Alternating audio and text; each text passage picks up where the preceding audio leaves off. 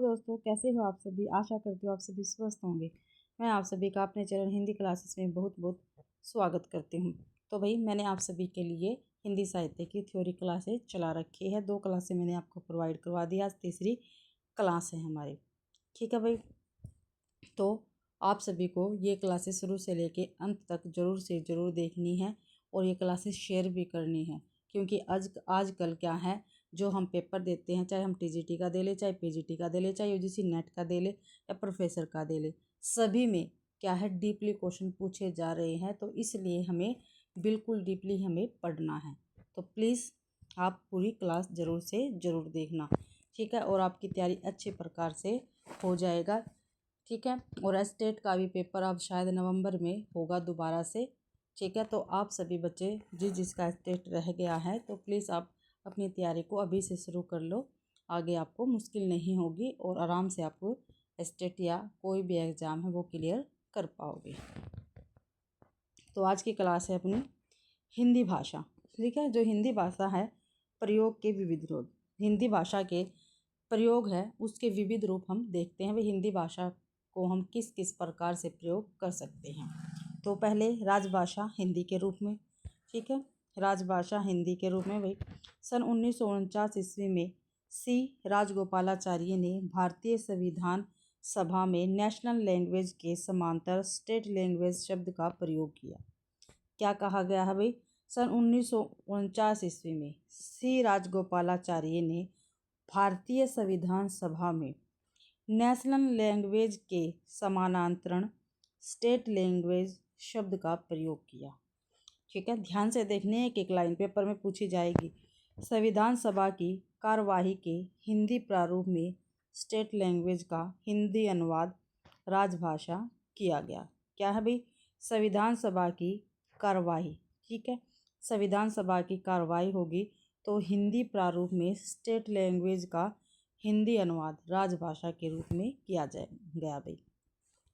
राजभाषा से तात्पर्य है, ठीक है, संविधान द्वारा सरकारी कामकाज, प्रशासन, संसद और विधानमंडलों तथा न्यायिक कार्यकलापों के लिए स्वीकृत भाषा। और ये क्वेश्चन पेपर में काफ़ी बार पूछा जाता है, राजभाषा किसे कहते हैं।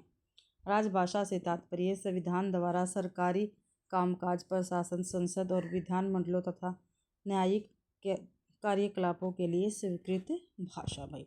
ठीक है, और जो स्टेट के प्रीवियस पेपर मैंने आपको करवाए थे उनमें भी एक क्वेश्चन पूछा गया था, परिभाषा दे के नीचे ऑप्शन दे रखे थे। ठीक है, तो ये ऐसे भी क्वेश्चन पूछा गया था भाई। आगे है राजभाषा हिंदी के प्रयोग की प्रगति।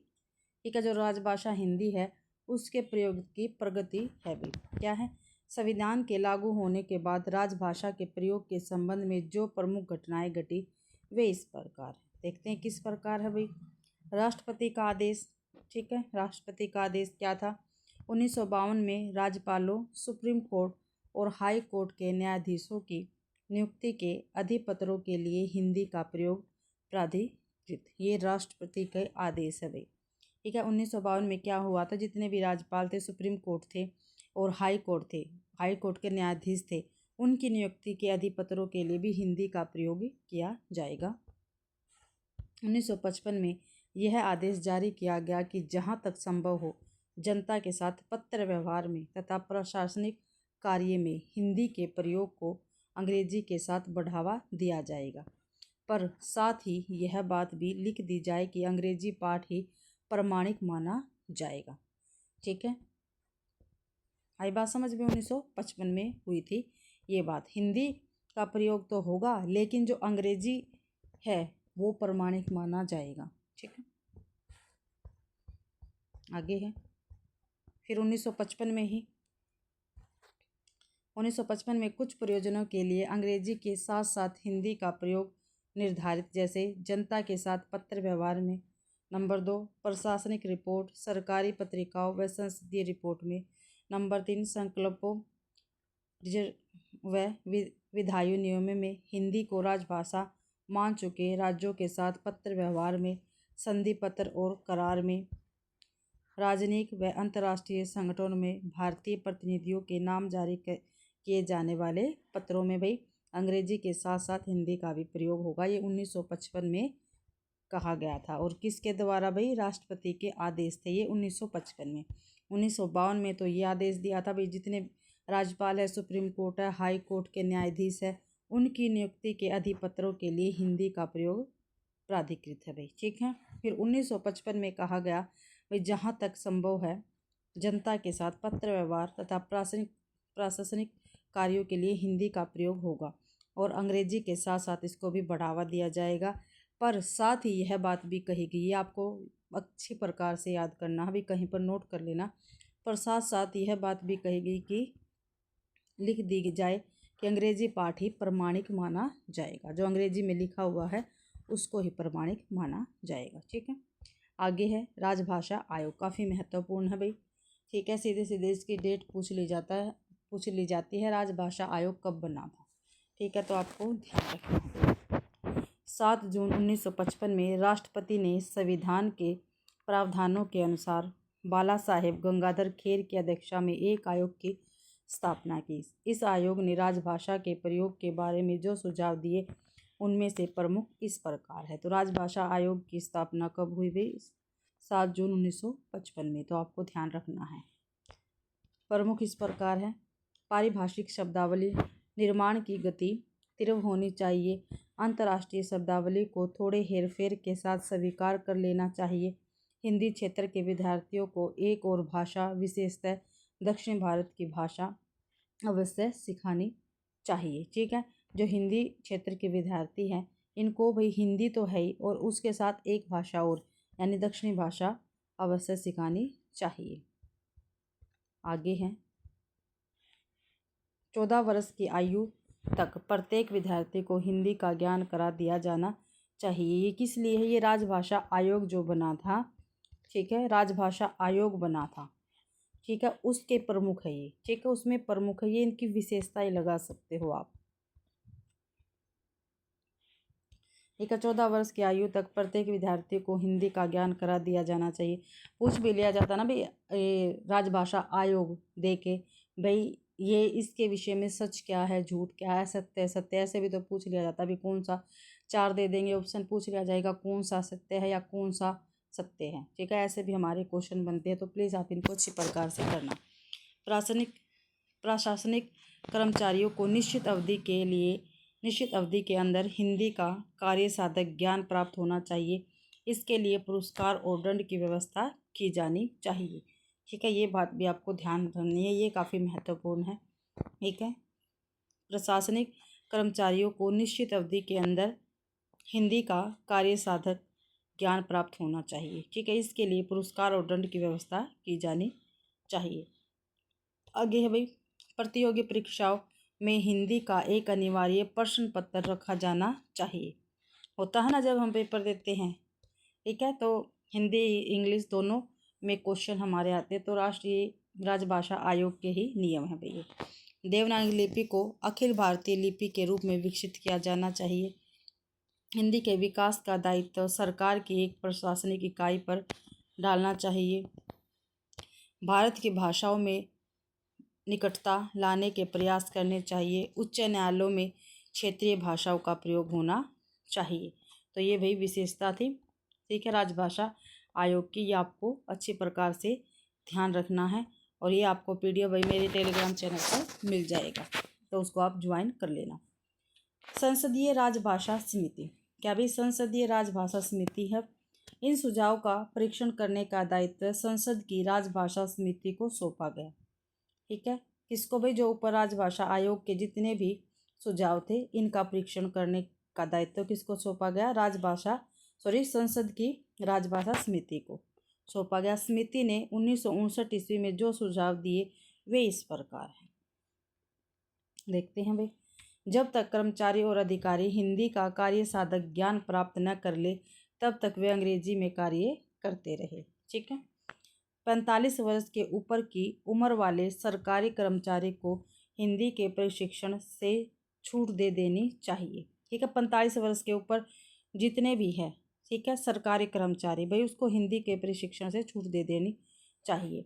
उच्च न्यायालयों के निर्णयों, आदेशों आदि को अंग्रेजी में ही रहना चाहिए। केंद्रीय सेवाओं में परीक्षाओं के माध्यम के रूप में अंग्रेजी को ही बने रहना चाहिए।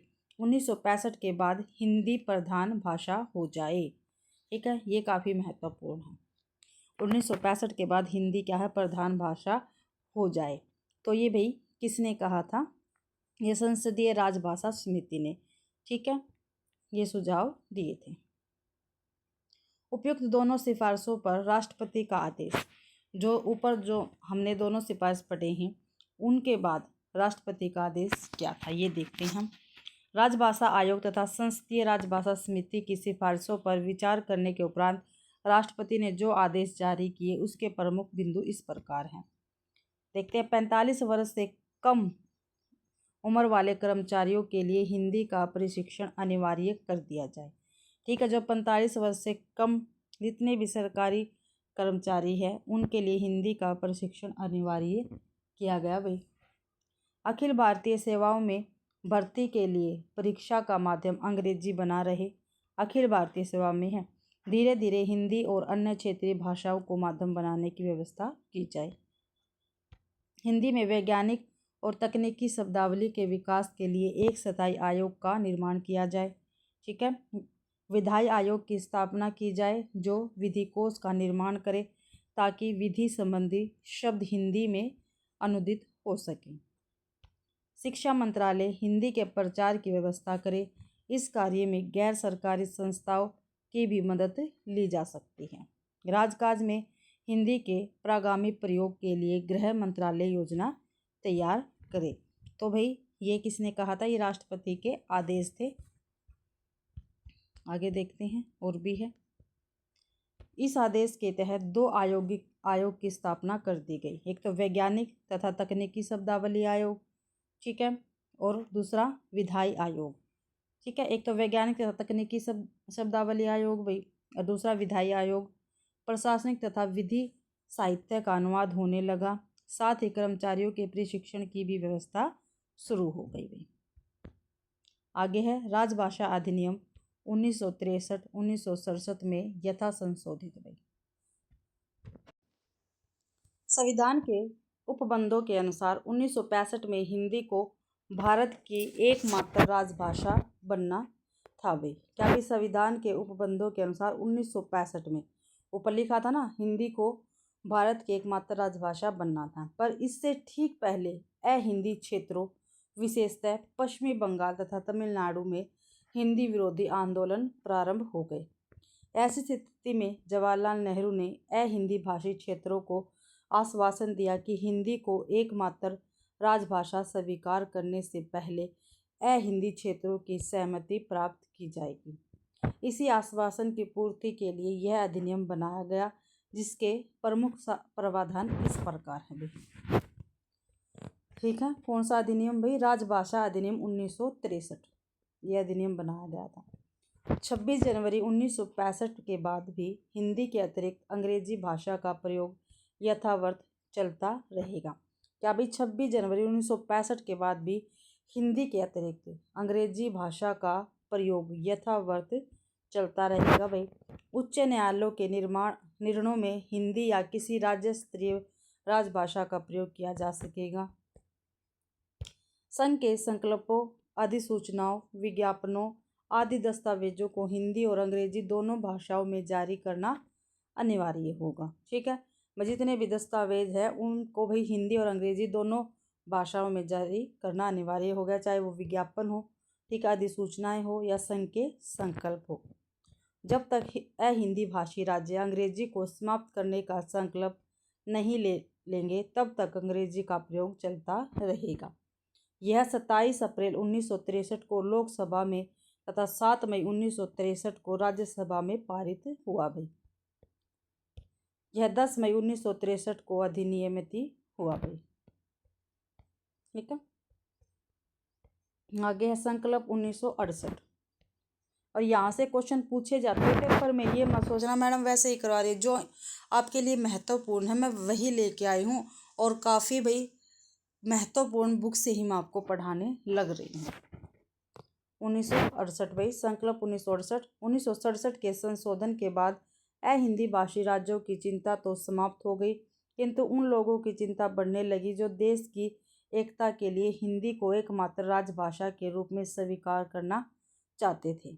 ऐसी जटिल स्थिति में संसद के दोनों सदनों में एक संकल्प पारित किया गया, जिसके अनुसार सरकार हिंदी के तीव्र विकास और प्रयोग के लिए एक व्यापक कार्यक्रम तैयार करेगी, जिसकी प्रगति की रिपोर्ट प्रति वर्ष संसद में प्रस्तुत की जाएगी।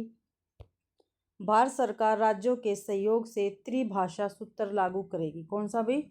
त्रिभाषा सूत्र लागू करेगी। भारत सरकार राज्यों के सहयोग से, ध्यान रखना, त्रिभाषा सूत्र लागू करेगी। इसके अंतर्गत हिंदी भाषी क्षेत्रों में हिंदी और अंग्रेजी के अतिरिक्त एक अन्य भारतीय भाषा का अध्ययन अनिवार्य होगा, विशेषतः दक्षिणी भारतीय भाषा, तथा अहिंदी भाषी क्षेत्रों में प्रादेशिक भाषा और अंग्रेजी के अतिरिक्त हिंदी का अध्ययन अनिवार्य होगा। केंद्रीय सेवा में भर्ती के लिए हिंदी अथवा दोनों भाषाओं का ज्ञान आवश्यक है। केंद्रीय सेवाओं में भर्ती के लिए भी हिंदी भी होनी चाहिए और अंग्रेजी भी। सरकार 8वीं अनुसूची में उल्लेखित सभी भाषाओं के समन्वित विकास के लिए कार्यक्रम तैयार करेगी। आगे है भाई राजभाषा नियम 1976। इसमें क्या कुछ था ये देखते हैं। राजभाषा नियम भाई 1976 में बना था, ये ध्यान रखना है। भारत सरकार ने राजभाषा अधिनियम के उपबंधों को कार्यान्वित करने का दायित्व गृह मंत्रालय को सौंपा। किसको सौंपा था? गृह मंत्रालय को सौंपा था, ध्यान रखना है। इसके लिए गृह मंत्रालय के अधीन एक राजभाषा अनुभाग की स्थापना हुई, जो बाद में स्वतंत्र राजभाषा विभाग हो गया। राजभाषा विभाग ने सरकारी कामकाज में हिंदी के प्रयोग को सुनिश्चित करने के लिए 12 नियम निर्धारित किए, जिनमें से प्रमुख इस प्रकार हैं। नंबर 1, देश भर के केंद्रीय सरकार के कार्यालयों को 3 वर्गों में बांटा गया। एक क वर्ग, ख वर्ग और ग वर्ग। ठीक है, जितने भी केंद्रीय सरकार के कार्यालय थे भाई उनको 3 वर्गों में बांटा गया। जिस भी बच्चे ने मेरी अगर वो मैंने क्रमबद्ध अध्ययन वाली आपको क्लासें प्रोवाइड करवा रखी हैं वो देखी हैं, तो मैंने काफ़ी डिटेल से नोट्स के माध्यम से आपको बताया है। जिस भी बच्चे ने नहीं देखा तो प्लीज़ आप देख लेना भाई। ठीक है, कितने वर्ग है? 3 वर्ग, क वर्ग, ख वर्ग तथा ग वर्ग। क वर्ग में वे राज्य आते हैं जिनकी पहली भाषा हिंदी है। ठीक है भाई, जो क वर्ग है उनमें वे राज्य आते हैं जिनकी पहली भाषा हिंदी है। ठीक है, ये राज्य है उत्तर प्रदेश, मध्य प्रदेश, राजस्थान, बिहार, हिमाचल प्रदेश, हरियाणा, छत्तीसगढ़, झारखंड, उत्तराखंड तथा केंद्र शासित प्रदेश दिल्ली। ठीक है, अंडमान निकोबार द्वीप समूह। ठीक है, तो ये भी हिंदी में आते हैं। तो 10 ये भी पूछा जाता है ना, हिंदी भाषा भाई हिंदी राज्य बेल्ट, एक मिनट, अब ये पूछा जाता है हिंदी बेल्ट वाले राज्य कितने, तो 10 राज्य हैं। ठीक है, 10 मैंने आपको यहाँ पे बता दी हैं। ख वर्ग में प्राय जो ख वर्ग है इसमें प्राय वे राज्य आते हैं जिनमें हिंदी समझी जाती है किंतु पहली भाषा के रूप में प्रयुक्त नहीं होती। भाई ख वर्ग के अंतर्गत ऐसे राज्य आएंगे जिसमें हिंदी समझी जाएगी, ठीक है, किंतु पहली भाषा के रूप में प्रयुक्त नहीं होगी। इनमें प्रमुख है पंजाब, गुजरात, महाराष्ट्र तथा केंद्र शासित प्रदेश, चंडीगढ़, दमन और दीव तथा दादरा और नगर हवेली। ठीक है, ये ख वर्ग के अंतर्गत आएंगे। ग वर्ग में शेष सभी राज्य आते हैं। इन राज्यों में प्राय हिंदी नहीं समझी जाती। ये राज्य है पश्चिमी बंगाल, उड़ीसा, उत्तर पूर्वी क्षेत्र के सभी राज्य और भाई एक मिनट दक्षिण भारत के 4 राज्य, तो ये ग वर्ग में आते हैं। तो आपको ध्यान रखना है, पूछा जा सकता है ख वर्ग के अंतर्गत कौन से राज्य आते हैं। ठीक है, इसकी विशेषता पूछ ली जाएगी। ठीक है, ख वर्ग में पूछ ली जाएगी और क वर्ग में पूछ ली जाएगी, तो आपको ये ध्यान रखना है। क क्षेत्र के पत्रों आदि के लिए निश्चित किया गया कि उनमें हिंदी का प्रयोग हो। अगर अंग्रेजी का प्रयोग किया जाए तो साथ में हिंदी अनुवाद भी भेजा जाए। ठीक है, ये क वर्ग के क्षेत्र के लिए था भाई। ख क्षेत्र के साथ पत्राचार सामान्यतः हिंदी में हो तथा ग क्षेत्र के साथ पत्राचार अंग्रेजी में होता रहे। ठीक है, ये आपको ध्यान रखना है। जो गैर क्षेत्र था उसके साथ जो पत्राचार था भाई वो अंग्रेजी में ही होता रहेगा। हिंदी में कहीं से प्राप्त पत्र का उत्तर हिंदी में ही देना होगा। अगर आपको हिंदी में कोई पत्र प्राप्त हुआ है तो उसका हमें वापस उत्तर हिंदी में ही देना होगा। सभी दस्तावेज हिंदी व अंग्रेजी दोनों भाषाओं में साथ साथ निकाले जाएंगे। इसका उत्तरदायित्व दस्तावेज पर हस्ताक्षर करने वाले अधिकारी का होगा भाई। केंद्र सरकार के सभी फॉर्म, नामपट, सूचना पट, पत्र शीर्ष, मुहरे आदि हिंदी व अंग्रेजी दोनों भाषाओं में होगी। किसकी भाई? केंद्र सरकार की। प्रत्येक कार्यालय के प्रधान का यह दायित्व होगा कि वह भाषा संबंधी नियमों और आदेशों का अनुपालन कराए और जांच पड़ताल करता रहे। अगला है 1976 के बाद राजभाषा की प्रगति। ठीक है भाई, 1976 के बाद राजभाषा की प्रगति। 1976 से अब तक राजभाषा की प्रगति का विश्लेषण विभिन्न मंत्रालयों के अनुसार किया जा सकता है। भारत सरकार के 3 मंत्रालय राजभाषा संबंधी कार्यों में संलग्न हैं। एक है गृह मंत्रालय, जिसको राजभाषा विभाग भी कहते हैं।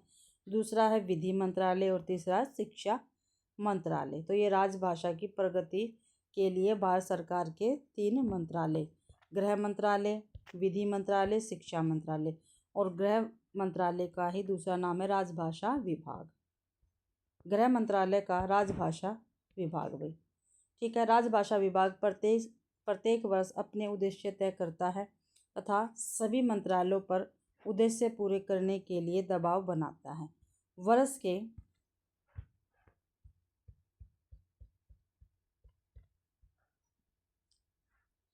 के कार्यक्रमों में कई बातों पर ध्यान दिया जाता है कि जैसे कितने प्रतिशत कर्मचारी हिंदी में काम करने लगे, कितने टंकन और आशुलिपिक अपने तकनीकी ज्ञान का हिंदी में प्रयोग करने लगे, हिंदी के लिए काम करने वाली स्वैच्छिक संस्थाओं ने कितने कार्य संपन्न किए भाई। यह विभाग हिंदी नहीं जानने वाले अधिकारियों के लिए प्रशिक्षण कार्यक्रम भी चलाता है, जिसके लिए इस विभाग के अंतर्गत केंद्रीय हिंदी प्रशिक्षण संस्थान की स्थापना की गई। किसकी स्थापना की गई? केंद्रीय हिंदी प्रशिक्षण संस्थान की स्थापना की गई थी। कर्मचारियों के प्रशिक्षण के लिए 3 पाठ्यक्रम प्रबोध, प्रवीण, प्राज्ञ बनाए गए। कौन से पाठ्यक्रम बनाए गए भाई? ठीक है, कर्मचारी प्रशिक्षण के लिए 3 पाठ्यक्रम बनाए गए। एक तो प्रबोध, प्रवीण और प्राज्ञ।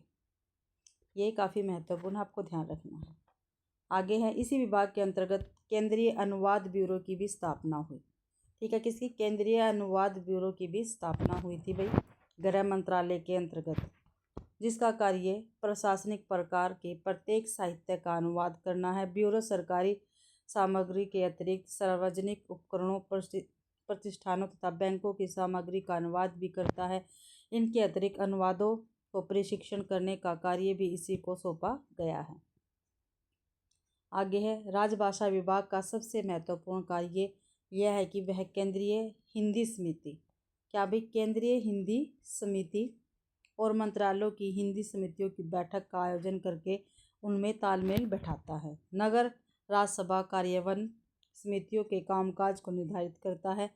इसके अतिरिक्त जो अन्य मंत्रालय राजभाषा के क्षेत्र में काम कर रहे हैं उनके साथ संपर्क बनाए रखकर राजभाषा के विकास में आने वाली सभी बाधाओं को दूर भी यही विभाग करता है। ठीक है, कौन सा? गृह विभाग। ठीक है, ये रहा, यहाँ पे ही ये रहा गृह मंत्रालय या राजभाषा विभाग। दूसरा है विधि विभाग, विधि मंत्रालय है। विधि मंत्रालय का विधायी विभाग मूलतः विधि साहित्य के अनुवाद से संबंधित कार्य करता है। यह विभाग लगभग सारे विधि साहित्य का अनुवाद कर चुका है। इसके अतिरिक्त संसद में आने वाले सभी विधेयक पहले से हिंदी अनुवाद तैयार करके पेश किए जाते हैं। अपनी एक और योजना के तहत अब तक यह विभाग समस्त विधि अनुवाद को इंटरनेट या निकनेट के माध्यम से पूरे भारत में उपलब्ध कराने में सक्षम हो गया है। आगे है शिक्षा मंत्रालय। शिक्षा मंत्रालय और इसके अंतर्गत स्थापित केंद्रीय हिंदी निर्देशालय। ठीक है, शिक्षा मंत्रालय के अंतर्गत ही केंद्रीय हिंदी निर्देशालय स्थापित है भाई। मुख्य रूप से शिक्षा के क्षेत्र में राजभाषा हिंदी की संभावनाओं को तराशने और तराशने में जुटा है। कौन भाई? केंद्रीय हिंदी निर्देशालय। उच्च शिक्षा में प्रयुक्त होने वाली पुस्तकों का हिंदी में अनुवाद, सत्रीय पुस्तकों का हिंदी में प्रकाशन, द्विभाषी व त्रिभाषी कोशों का निर्माण आदि तो इसके कार्य है ही। ठीक है, कौन कौन से कार्य भी केंद्रीय हिंदी निर्देशालय के? ठीक है, हिंदी में प्रकाशन, जितनी भी पुस्तकें हैं।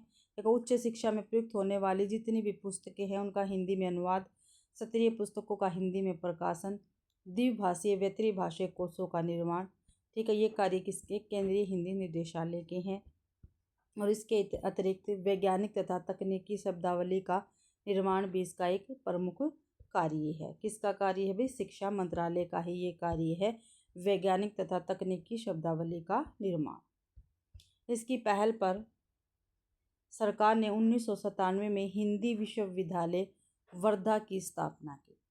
ठीक है, तो हिंदी विश्वविद्यालय वर्धा की स्थापना कब की गई? 1997 में की गई। भी आपको ध्यान रखना, पेपर में पूछा जाता है।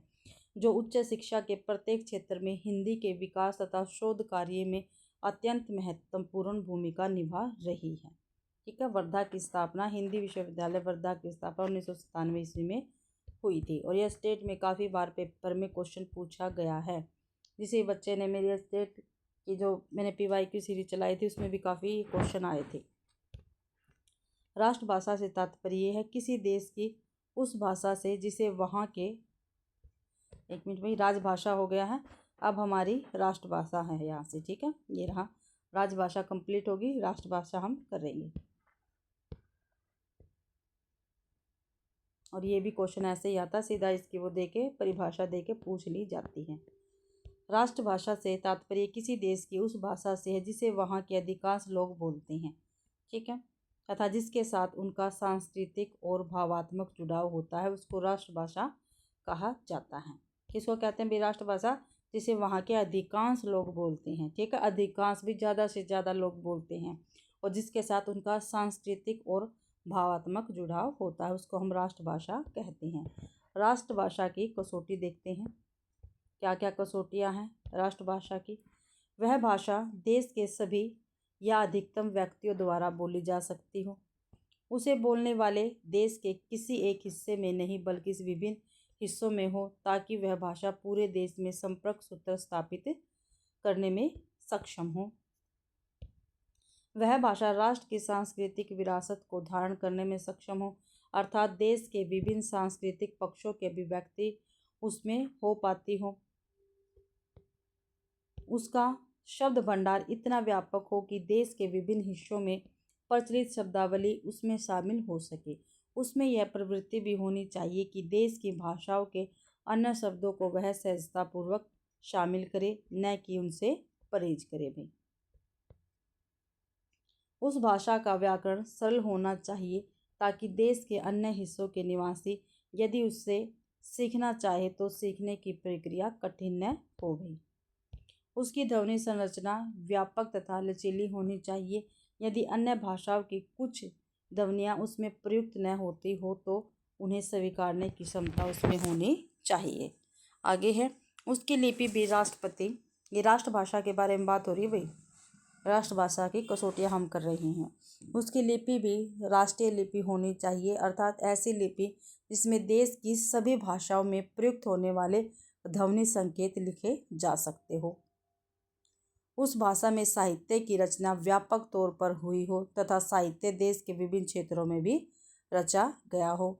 उस भाषा ने राष्ट्र के प्रमुख आंदोलनों में सक्रिय सहभागिता की हो, अर्थात सामाजिक विकास की प्रक्रिया में सक्रिय भूमिका निभाई हो गई। आगे है, राष्ट्रभाषा के रूप में हिंदी की ऐतिहासिक विकास यात्रा। ठीक है, राष्ट्रभाषा के रूप में जो हिंदी भाषा है उसकी ऐतिहासिक विकास यात्रा हम देखते हैं। आदिकाल और भक्ति काल का साहित्य सिर्फ हिंदी प्रदेश में ही नहीं अपितु हिंदीतर प्रदेशों में भी रचा गया। ठीक है, आदिकाल और भक्ति काल का जो साहित्य था वो सिर्फ हिंदी प्रदेश में नहीं रचा गया बल्कि उन प्रदेशों में भी रचा गया जहाँ पर हिंदी नहीं बोली जाती थी भाई। हमारे देश के सामाजिक विकास में दो आंदोलनों की सबसे बड़ी भूमिका रही। एक तो भक्ति आंदोलन और दूसरा स्वतंत्रता आंदोलन। ठीक है, कितने आंदोलनों की भूमिका रही है? दो की सामाजिक विकास में। और पहला है भक्ति, दूसरा है स्वतंत्रता। ये दोनों आंदोलनों हिंदी के माध्यम से संपन्न हुए। जो ये दोनों आंदोलन थे भाई, ये हिंदी के माध्यम से संपन्न हुए थे। स्वतंत्रता के बाद क्षेत्रवादी प्रकृतियां उभरने लगी। 1956 ईस्वी में भाषा के आधार पर राज्यों का पुनर्गठन हुआ भाई। 1956 में भाई भाषा के आधार पर राज्यों का दोबारा से गठन किया गया था, आपको पता होगा ये 1956 में। 1953 ईस्वी के बाद से आज तक राष्ट्रभाषा का मुद्दा कभी प्रभावी ढंग से नहीं हुआ भाई। कब से? 1953 के बाद से। आगे है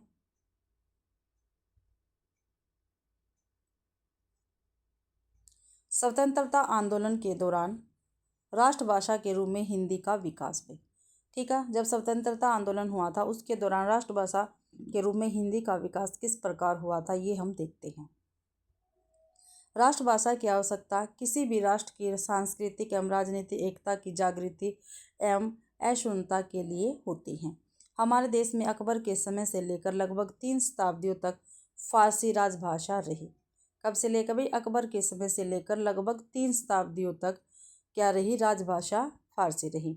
सन 1833 ईस्वी के बाद से निचले स्तर पर उर्दू और उच्च स्तर पर अंग्रेजी राजभाषा रही। ठीक है, 1833 के बाद भाई निचले स्तर पे तो उर्दू और उच्च स्तर पर अंग्रेजी हमारी राजभाषा रही थी 1833 के बाद। परंतु सारे देश की संपर्क भाषा हिंदी ही रही। ठीक है, लेकिन फिर भी जितना हमारा पूरा देश था उसकी जो संपर्क भाषा थी वो हिंदी ही रही थी भाई।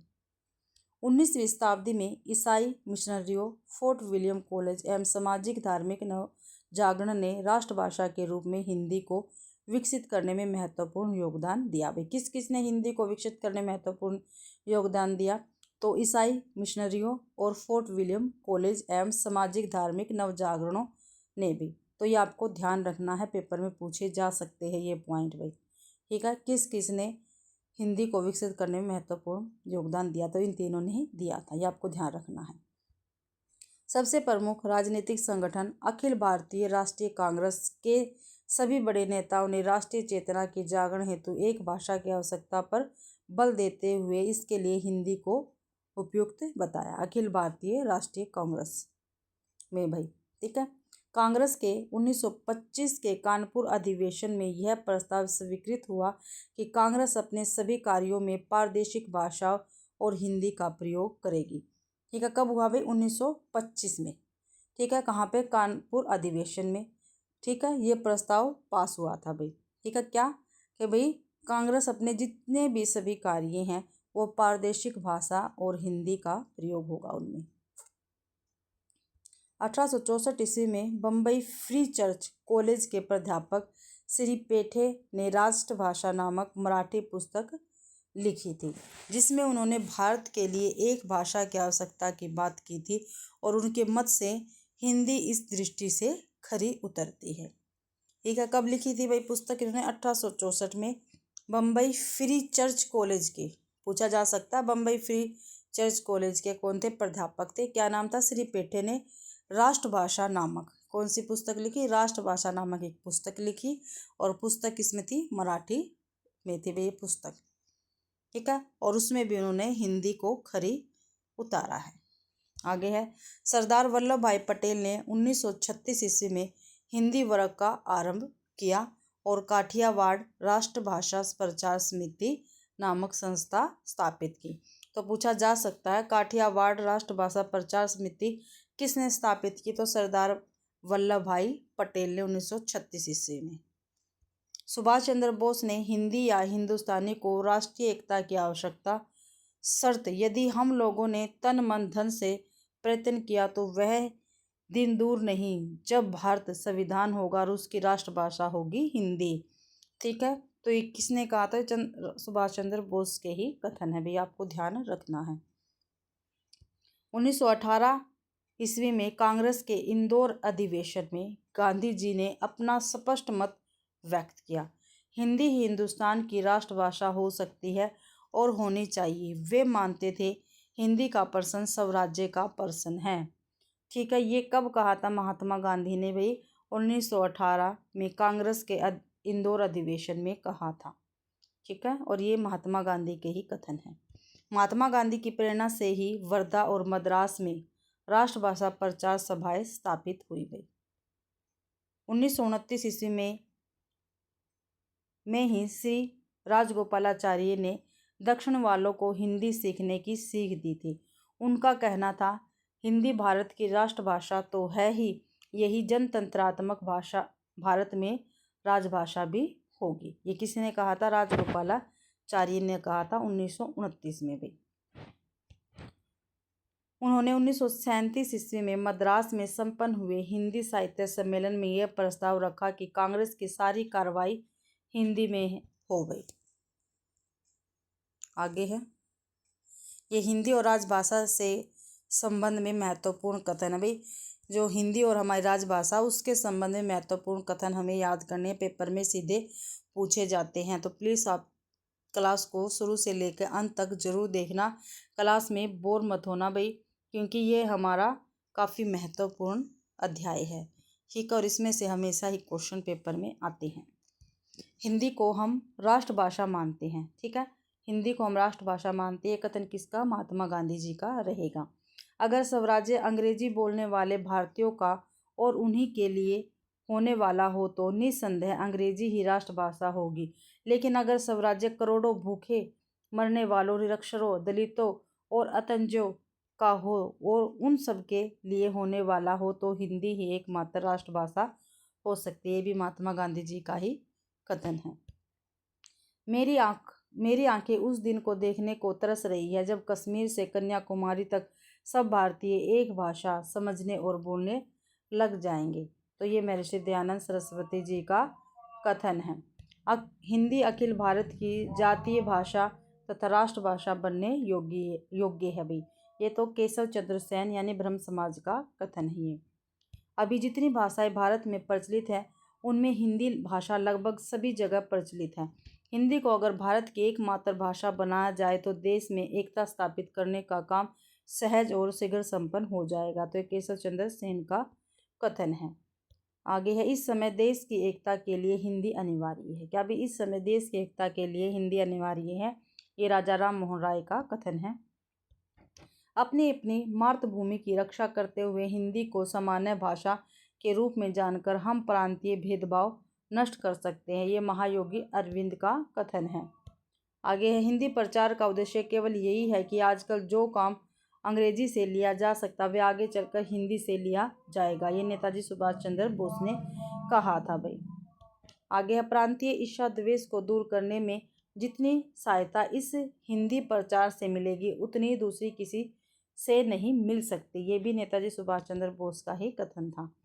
आगे है, हिंदुस्तान की सभी जीवित और प्रचलित भाषाओं में मुझे हिंदी ही राष्ट्रभाषा बनने के लिए सबसे अधिक योग्य दिख पड़ती है। तो ये सर टी विजय राघवाचार्य जी का कथन है।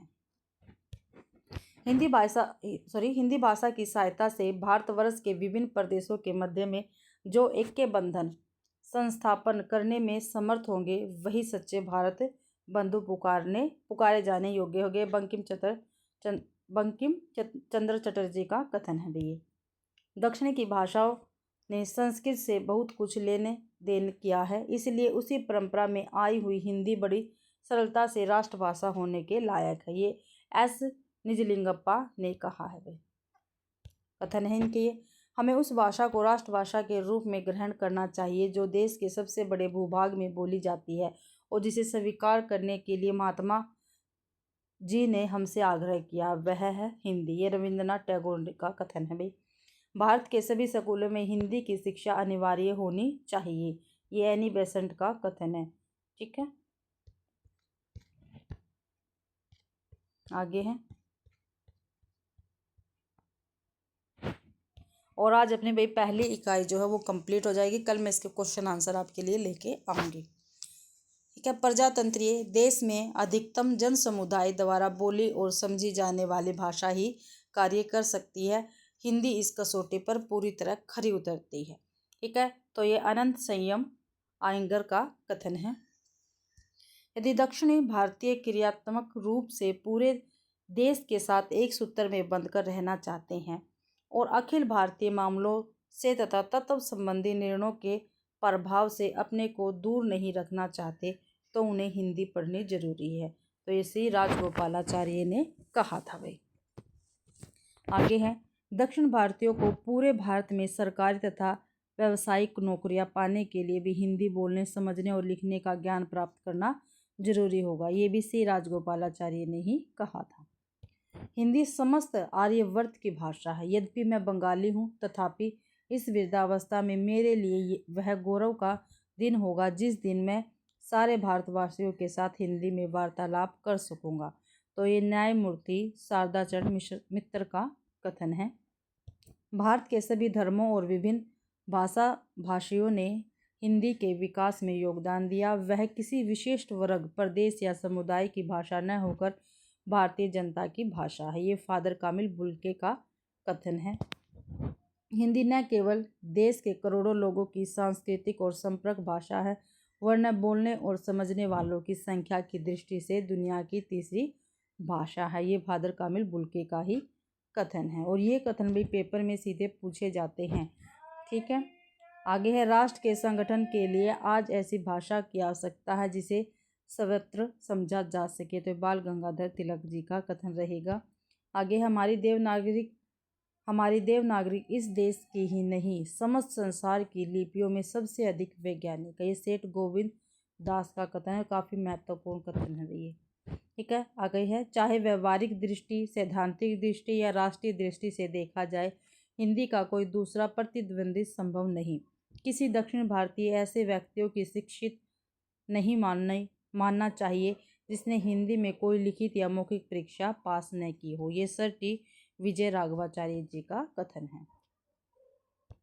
आगे भाई, मैं हिंदी के प्रचार, राष्ट्रभाषा के प्रचार को राष्ट्रीयता का मुख्य अंग मानता हूँ। मैं चाहता हूँ कि यह भाषा ऐसी हो जिसमें हमारे विचार आसानी से साफ साफ स्पष्टतापूर्वक व्यक्त हो सके। राष्ट्रभाषा ऐसी होनी चाहिए जिसे केवल एक जगह के ही लोग न समझे, बल्कि उसे देश के सभी प्रांतों में सुगमता से पहुंचा सके भी। तो राजेश्री पुरुषोत्तम दास टंडन का कथन और ये काफ़ी महत्वपूर्ण है भाई। ठीक है, और इन्हें हिंदी का प्रहरी कहा जाता है। ये क्वेश्चन काफ़ी बार पेपर में आ चुका है। हिंदी का प्रहरी किसे कहा जाता है? तो राजश्री पुरुषोत्तम दास टंडन को हिंदी का प्रहरी कहा जाता है और ये इनका कथन काफ़ी महत्वपूर्ण है भाई। आगे है, भारत को एक सूत्र में बांधने के लिए हिंदी को ही राष्ट्रभाषा होना चाहिए। तो जवाहरलाल नेहरू जी का कथन है। आपको मालूम है कि इस राष्ट्र के लिए राष्ट्रभाषा की सख्त ज़रूरत है। हिंदी भाषा की अधिकांश जनता की भाषा है, इसलिए कांग्रेस ने उसे राष्ट्रभाषा मान लिया है। तो जवाहरलाल नेहरू जी का कथन रहेगा भाई। आगे है,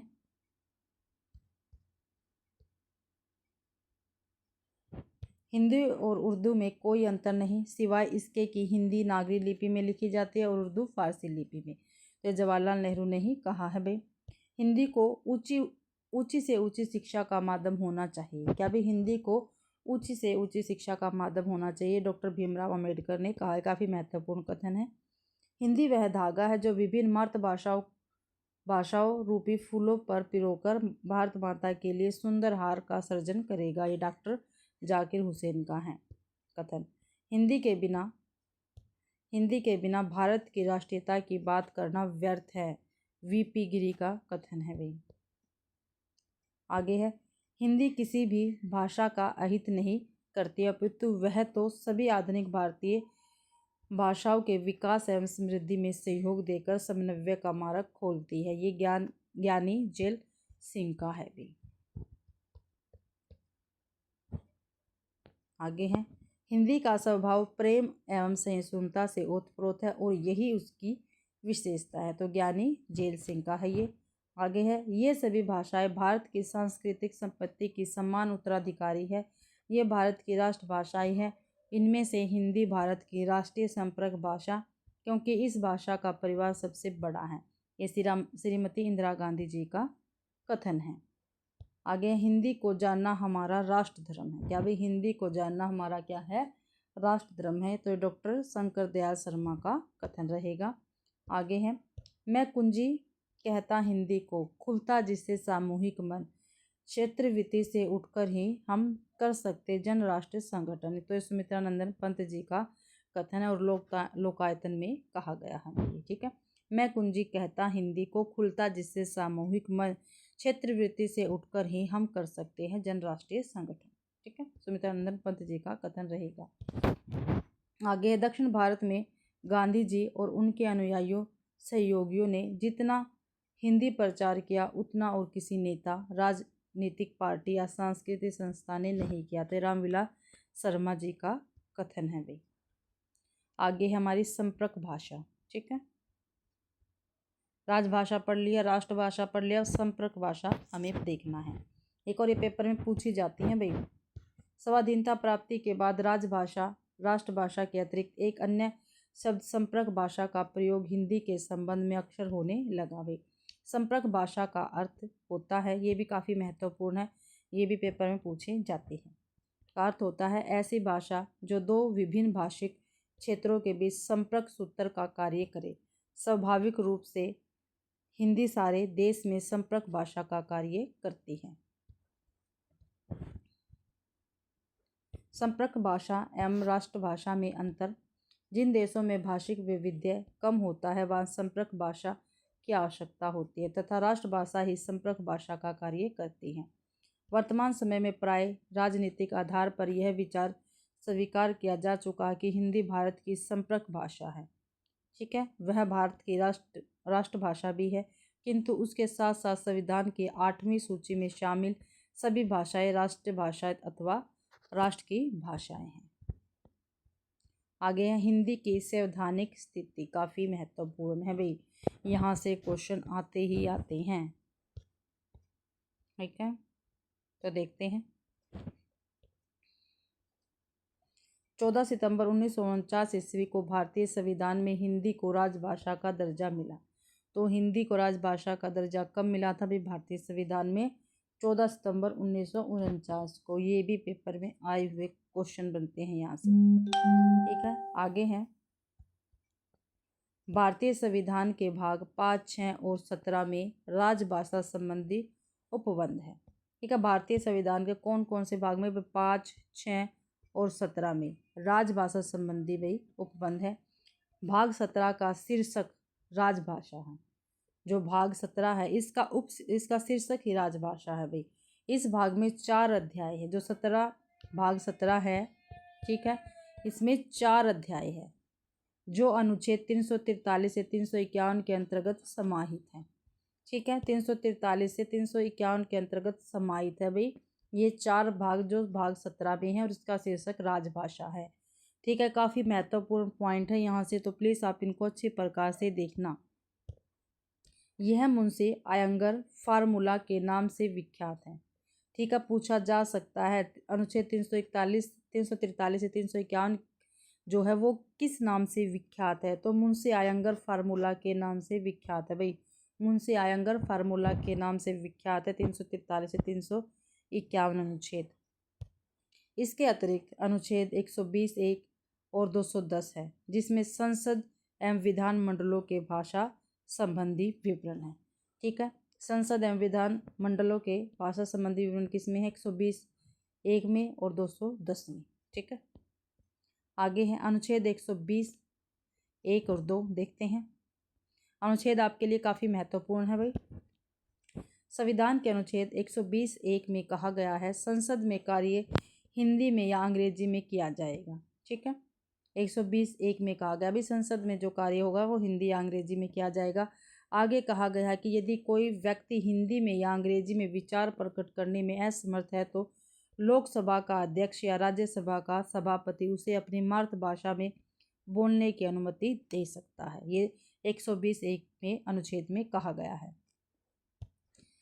अनुच्छेद 120(2) में उपबंध है, जब तक संसद विधि द्वारा अन्यथा उपबंध न करे तब तक इस संविधान के प्रारंभ के 15 वर्ष की अवधि की समाप्ति के पश्चात यह अनुच्छेद ऐसे प्रभावी होगा मानो या अंग्रेजी में शब्दों का उसमें से लोप कर दिया जाएगा।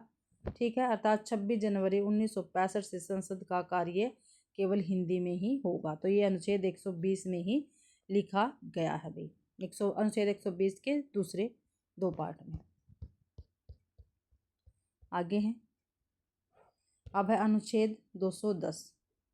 ठीक है, संविधान के अनुच्छेद 210(1) में कहा गया है, राज्य के विधान मंडल में कार्य राज्य की राजभाषा या राजभाषाओं में या हिंदी में अंग्रेजी में किया जाएगा भी। ये 210(1) में कहा गया है। आगे कहा गया है कि विधानसभा का अध्यक्ष या विधान परिषद का सभापति ऐसे किसी सदस्य को अपनी मातृभाषा में बोलने की अनुमति दे सकता है जो उपयुक्त भाषाओं में किसी में भी विचार प्रकट नहीं कर सकता। चाहे भाई वो अंग्रेजी नहीं बोल सकता, चाहे वो हिंदी नहीं बोल सकता, तो अपनी मातृभाषा में वो अपने विचार प्रकट कर सकता है, ऐसे 210 पे कहा गया है। अब है अनुच्छेद 343। ठीक है, अनुच्छेद 343 में संविधान के अनुच्छेद 343 में कहा गया है, संघ की राजभाषा हिंदी और लिपि देवनागरिक हो। क्या भी संघ की राजभाषा हिंदी और लिपि देवनागरिक हो, ये कहाँ गया, तो अनुच्छेद 343 में कहा गया है। इसके अतिरिक्त संघ के शासकीय प्रयोजनों के लिए प्रयोग होने वाले भारतीय अंकों का अंतर्राष्ट्रीय रूप होगा। ठीक है, और क्या कहा गया था अनुच्छेद 343 में, संघ के शासकीय प्रयोजनों के लिए, ठीक है, प्रयोग होने वाले भारतीय अंकों का अंतर्राष्ट्रीय रूप होगा भाई। ठीक है, इसी अनुच्छेद में यह भी संकेत किया गया है कि शासकीय प्रयोजनों के लिए अंग्रेजी भाषा का प्रयोग 15 वर्षों तक होता रहेगा। ठीक है, ये भी संकेत इसी में है, ये अंग्रेजी भाषा का प्रयोग 15 वर्षों तक होता रहेगा, अनुच्छेद 343 में ही है भाई। अब है अनुच्छेद 344। कितना, अनुच्छेद 344। संविधान के अनुच्छेद 344 के अंतर्गत व्यवस्था की गई है कि संविधान के आरंभ के 5 वर्ष बाद राष्ट्रपति एक आयोग गठित करेगा जो हिंदी के प्रयोग के विस्तार पर सुझाव देगा, जैसे किन कार्यों के लिए हिंदी का प्रयोग किया जा सकता है। ठीक है, किन कार्यों के लिए हिंदी का प्रयोग किया जा सकता है, ये अनुच्छेद 344 में है। न्यायालयों में हिंदी का प्रयोग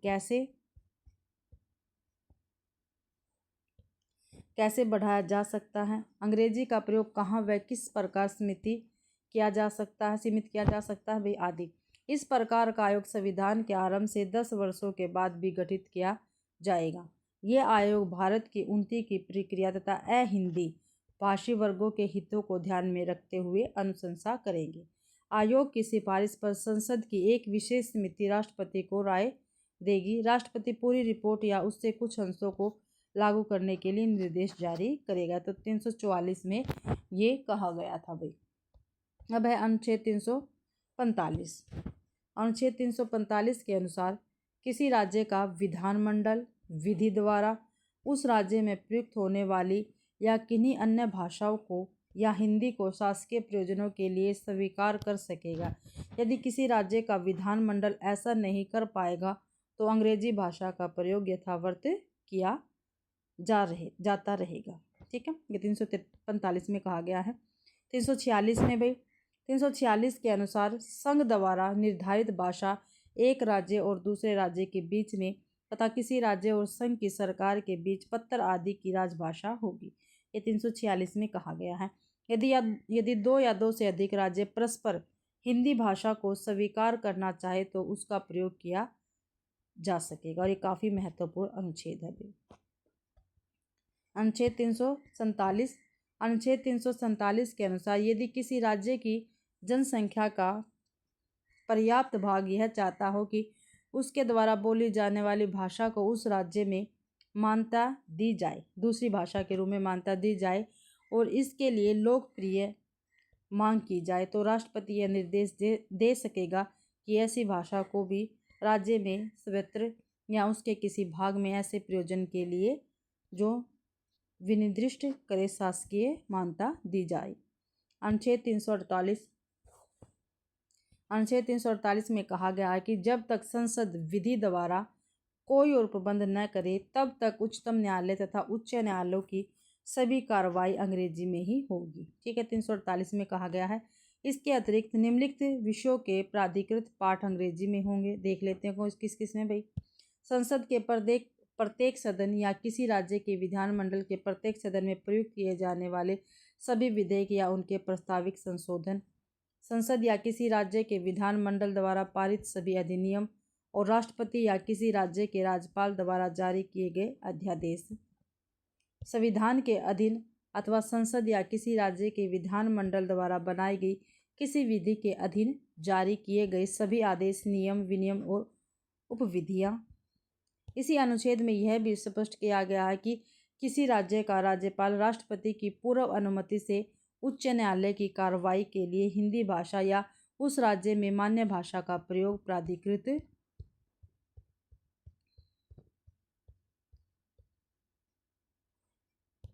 कर सकेगा, पर यह बात उस न्यायालय द्वारा दिए गए निर्णय, डिक्री या आदेश पर लागू नहीं होगा। तो 348 के अंतर्गत ये बातें कही गई हैं भाई।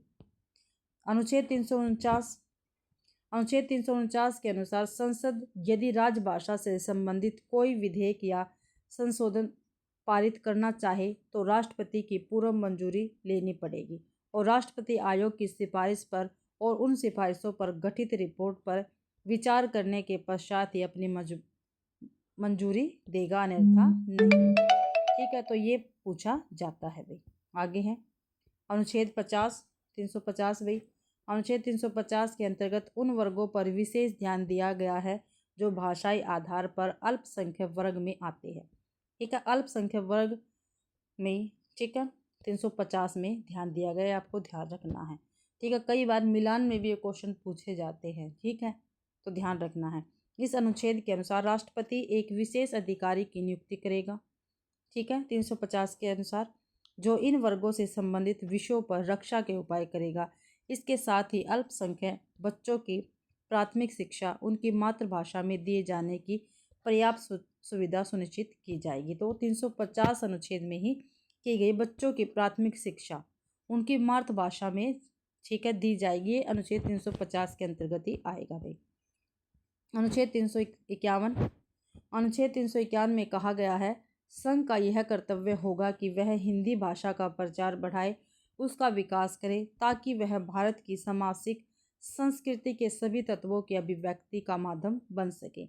उसकी प्रकृति में हस्तक्षेप किए बिना हिंदुस्तानी के और 8वीं अनुसूची में बताई गई अन्य भाषाओं के प्रयुक्त रूप, शैली और पदों को आत्मसात करते हुए और जहाँ आवश्यक या वांछनीय हो वहाँ उसके शब्द भंडार के लिए मुख्यतः संस्कृत से और गुणतः अन्य भाषाओं से शब्द ग्रहण करते हुए इसकी समृद्धि सुनिश्चित करे। तो ये संघ अनुच्छेद 351 में कहा गया है भाई। आगे है संविधान में कुल भाषाएं। तो जो संविधान है उसमें कुल भाषाएं बता रखी है। इसमें देखते हैं, संविधान की 8वीं अनुसूची में हिंदी सहित 14 भारतीय भाषाएं थी। 8वीं अनुसूची में भाई हिंदी सहित 14 भारतीय भाषाएं थी। 21वें संविधान संशोधन अधिनियम 1967 के तहत सिंधी को 8वीं अनुसूची में शामिल किया गया। ठीक है भाई, जब 21वां संविधान संशोधन हुआ, और कब हुआ था? 1967 में। तब जो सिंधी भाषा थी उसको 8वीं अनुसूची में शामिल कर लिया गया था। काफ़ी महत्वपूर्ण पॉइंट है, तो प्लीज़ आप इसको ध्यान से देखना, और आप नोट करना चाहते तो कहीं पर नोट्स कर सकते हो। 71वें संविधान संशोधन अधिनियम जो 1992 में हुआ था, उसमें 8वीं अनुसूची में नेपाली, मणिपुरी और कोंकणी को जोड़ा गया। ठीक है भाई, 71वें संशोधन में 3 भाषाओं को जोड़ा गया था, और ये 1952 में हुआ था। 8वीं अनुसूची में 3 भाषाओं को जोड़ा था, नेपाली, मणिपुरी और कोंकणी। ठीक है, 21वें संविधान संशोधन में 1 को जोड़ा था, सिंधी को, और 71वें में 3 भाषाओं को जोड़ा था, नेपाली को, मणिपुरी और कोंकणी को, और 1992 में ये संविधान संशोधन हुआ था। अब है 92वें संविधान संशोधन अधिनियम जो 2003 के तहत 8वीं अनुसूची में मैथिली, डोगरी, बोडो, संथाली को शामिल किया गया था। ठीक है भाई, जो 92वां संशोधन था इसमें 4 भाषाओं को जोड़ा गया था, मैथिली, डोगरी, बोडो और संथाली, और 2003 में यह अधिनियम आया था भाई। ठीक है, ये आपको ध्यान रखना है, ये काफ़ी महत्वपूर्ण पॉइंट है और इसमें से भी पेपर में पूछा जाता है, तो आपको बिल्कुल ध्यान रखना है। आगे है संविधान के अनुच्छेद 344A और अनुच्छेद 351 में 8वीं अनुसूची में विनिर्दिष्ट भारतीय भाषाओं का संदर्भ आया है, जो संख्या में 22 है। कौन कौन सी है देखते हैं। असमिया, नेपाली, मणिपुरी, बांग्ला, ओडिया, कश्मीरी, सिंधी, पंजाबी, संस्कृत, हिंदी, उर्दू, गुजराती, मराठी, कन्नड़, कोंकणी, मलयालम, तेलुगु, तमिल, बोडो, मैथिली, संथाली और डोगरी भी। तो ये 22 भाषाएं हैं। ठीक है, ये आपको ध्यान रखनी है भाई। आगे है हिंदी संचार माध्यम, कंप्यूटर और वैज्ञानिक विकास भी। ठीक है, हिंदी संचार माध्यम, ठीक है, हिंदी का संचार माध्यम, कंप्यूटर और वैज्ञानिक विकास देखते हैं।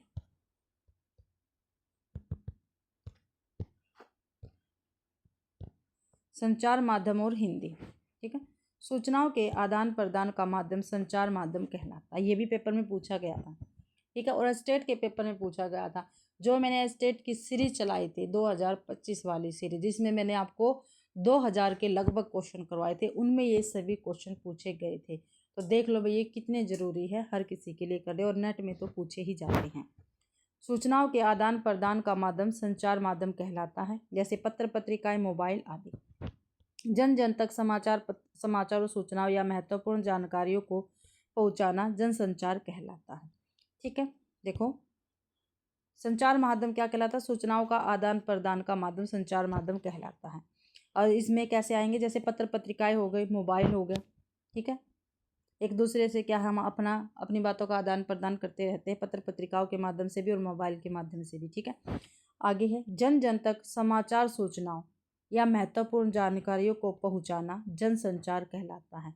इसके माध्यम दो प्रकार के होते हैं, एक तो प्रिंट होता है और एक इलेक्ट्रॉनिक। प्रिंट माध्यम समाचार पत्र हो गए, पत्रिकाएं हो गई।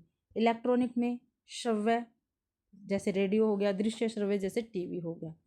ठीक है, हिंदी ने तमाम प्रकार के संचार माध्यमों के अनुकूल खुद को बनाया है, जिसका प्रयोग वर्तमान में किया जा रहा है। हिंदी का वैज्ञानिक विकास। ठीक है, जो हिंदी भाषा है इसका वैज्ञानिक विकास देखते हैं। हिंदी के संदर्भ में विचार करें तो पिछले कुछ दशकों में हिंदी के वैज्ञानिक विकास पर काफ़ी ध्यान दिया गया है। मुख्यतः 4 स्तरों पर ध्यान दिया गया भाई। हिंदी के वैज्ञानिक विकास में मुख्यतः 4 स्तरों पर दिखाया गया है, देखते हैं। एक तो मानकीकरण के प्रयास, हिंदी के मानकीकरण के प्रयास हुए भी। पारिभाषिक शब्दावली का विकास हुआ, अनुवाद कार्य की प्रगति हुई, हिंदी के टंकन आदि से जुड़ी तकनीकों का विकास हुआ। ये काफ़ी महत्वपूर्ण है। आगे कंप्यूटर और हिंदी भाषा के संबंध में यांत्रिक उपकरणों के विकास की प्रक्रिया को स्वाभाविक रूप से 2 चरणों में बांटा जा सकता है।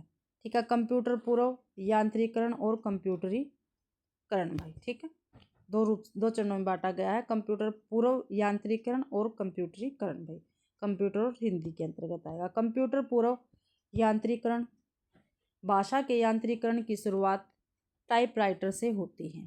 ठीक है, क्योंकि हम हिंदी में भी टाइप करते हैं ना, तो ऐसे 1960 ईस्वी में डॉक्टर VKRV राव और doctor SS कत्रे, doctor V Raghavan, doctor रघुवीर, डॉक्टर बाबू श्याम सक्सेना, प्रोफेसर कृपानाथ मिश्र आदि विद्वानों ने देवनागरी का रूप निश्चित किया तथा कुछ निजी कंपनियों ने टाइपराइटरों का विकसित कुंजी पटल बनाया, जो कि देवनागरी की सभी आवश्यकताओं को पूरा करने में प्राय समर्थ था। कुल मिलाकर इस कुंजी पटल में 174 संकेतों की व्यवस्था की गई। कितने संकेतों की भी? 174 संकेतों की व्यवस्था की गई थी। ठीक है, आगे है 1960 में संचार मंत्रालय के अंतर्गत हिंदुस्तान टेलीप्रिंटर, ठीक है, हिंदुस्तान टेलीप्रिंटर नामक उद्यम प्रारंभ हुआ। ठीक है, ये हिंदुस्तान टेलीप्रिंटर नामक उद्यम किसके अंतर्गत भाई प्रारंभ हुआ? तो 1960 में संचार मंत्रालय के अंतर्गत, ये आपको ध्यान रखना है। तब तक देवनागरी में कुछ प्रारंभिक टेलीप्रिंटर भारतीय तार विभाग और मेसर आलिवेट कंपनी ने दिए थे। अब है इलेक्ट्रॉनिक टाइपराइटर। कुछ ही समय बाद इलेक्ट्रॉनिक टाइपराइटर का विकास हुआ। मैनुअल टाइपराइटर में केवल एक लिपि का टंकन संभव था, जबकि इलेक्ट्रॉनिक टाइपराइटर एकाधिक लिपियों के लिए काम में आता है। इसमें अशुद्धियों को ठीक करने की स्वचालित व्यवस्था होती है। आगे है कंप्यूटरीकरण। वर्तमान समय में हिंदी के तकनीकी विकास का अर्थ प्राय कंप्यूटरीकरण से ही लिया जाता है।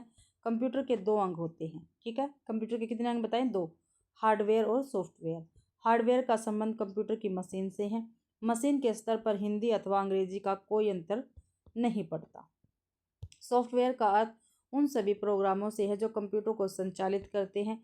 ये प्रोग्राम दो तरह के होते हैं, एक तो होता है सिस्टम सॉफ्टवेयर और एप्लीकेशन सॉफ्टवेयर, ठीक है। दो प्रकार के प्रोग्राम होते हैं। सिस्टम सॉफ्टवेयर होता है जिसको डोस, विंडोज आदि कहते हैं, और एक होता है एप्लीकेशन सॉफ्टवेयर। जहाँ तक सिस्टम सॉफ्टवेयर का संबंध है, हिंदी में अपना सिस्टम सॉफ्टवेयर विकसित नहीं हुआ है, ठीक है भाई। ये कहा गया है जो हिंदी भाषा है उसमें अब तक अपना कोई सिस्टम सॉफ्टवेयर विकसित नहीं हुआ है।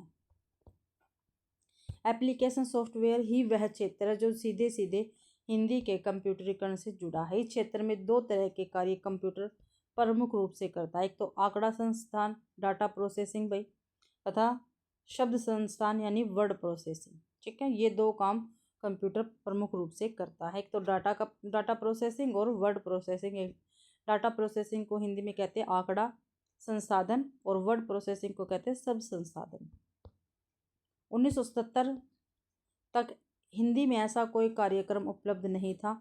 1970 में हैदराबाद की ECIL नामक कंपनी ने फोर्टोन नामक कंप्यूटर भाषा में पहली बार हिंदी को कंप्यूटर पर उतारा। कौन से कंप्यूटर में?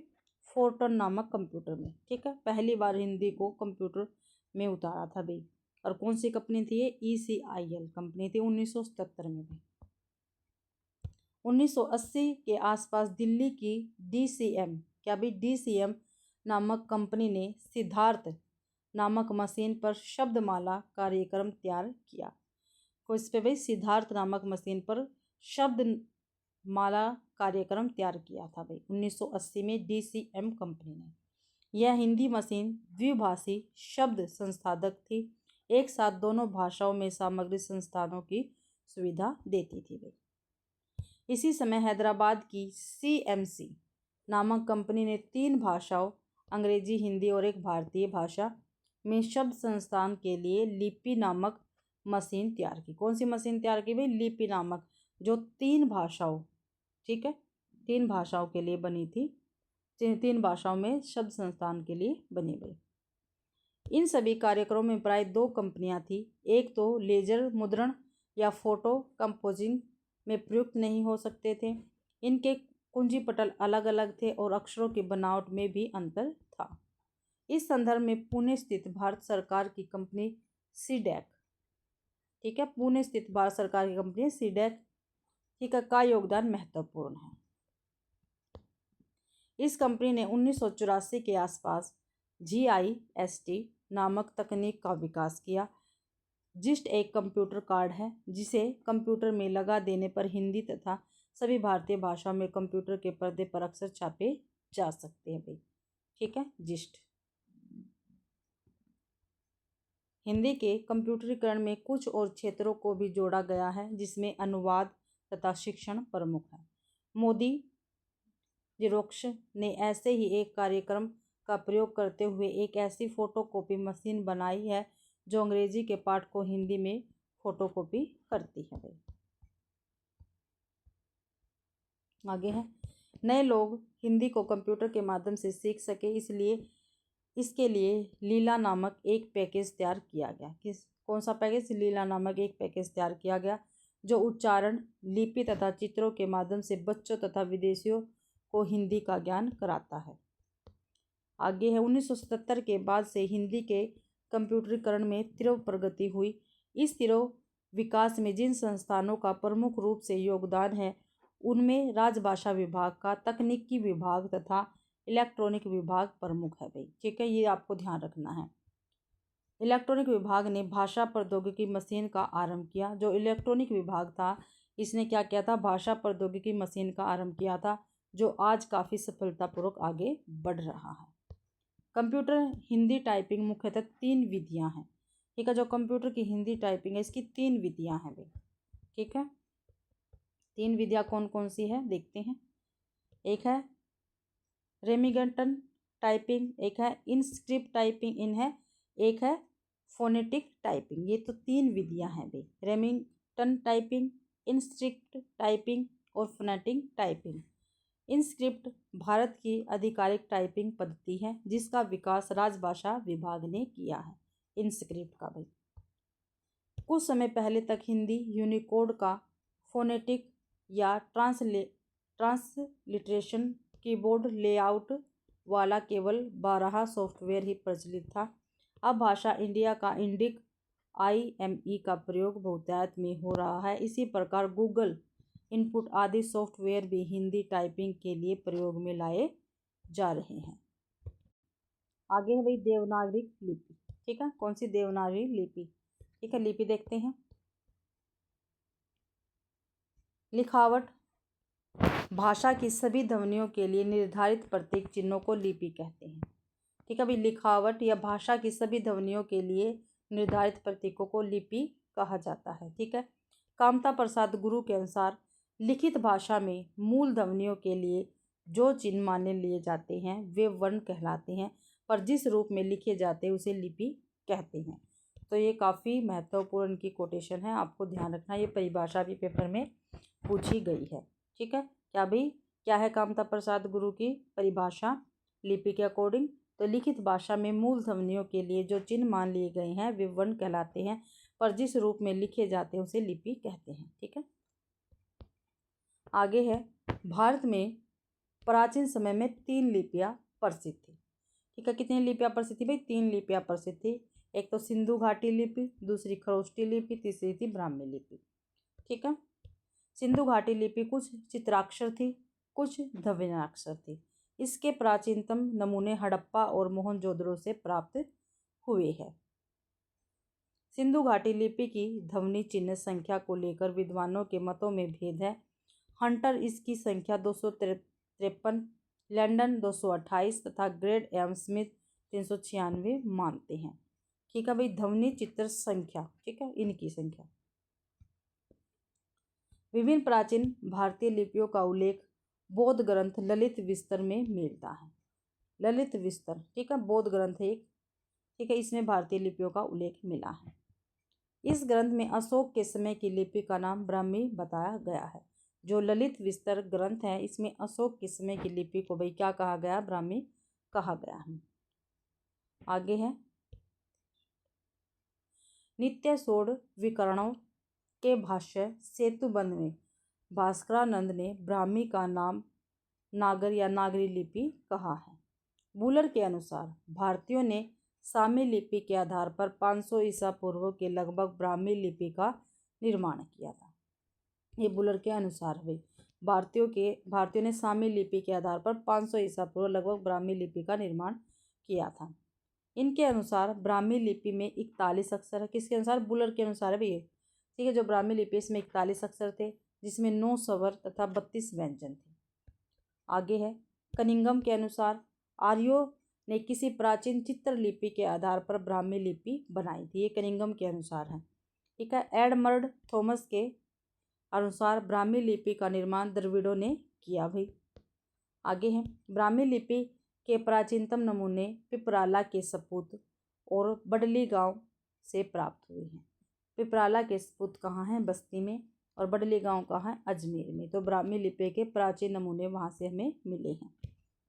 लिपि के आचार्य डॉक्टर राजबल्ली पांडे का मत है कि ब्राह्मी का आविष्कार ब्रहा या वेद की रक्षा के लिए हुआ था। ये राजबल्ली पांडे का मत है। आगे है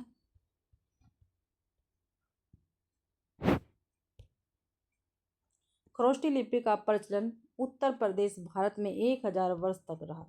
ठीक है, अभी खरोष्टी लिपि का प्रचलन उत्तर भारत में 1000 वर्ष तक रहा था। इसके प्राचीनतम नमूने हमें शाहबाज गढ़ी और मानसेरा में अशोक के अभिलेख में प्राप्त हुए हैं।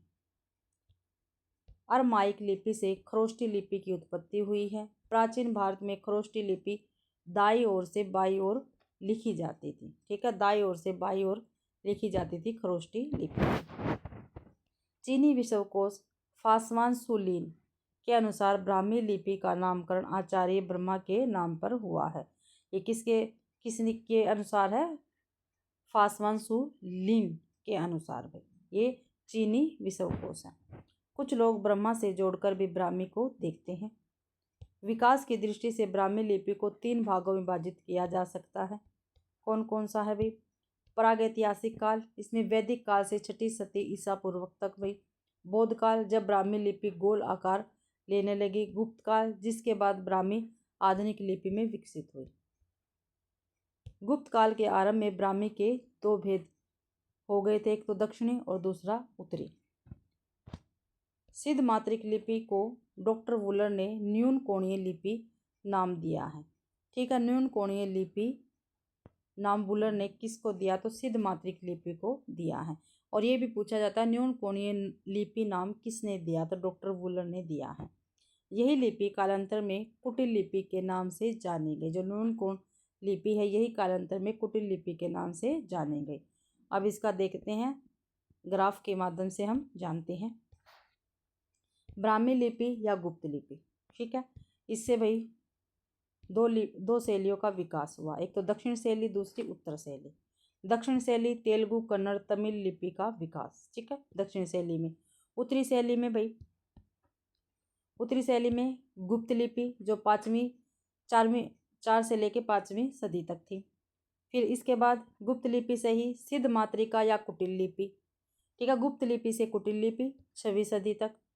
फिर भाई इसके बाद कुटिल लिपि से ही 2 लिपियाँ निकल के आई, देवनागरी लिपि और शारदा लिपि, ठीक है। देवनागरी लिपि 9वीं सदी और शारदा लिपि 10वीं सदी। ये कुटिल लिपि से ही निकल के आई थी और कुटिल लिपि निकली थी गुप्त लिपि से, ठीक है, ये आपको ध्यान रखना है।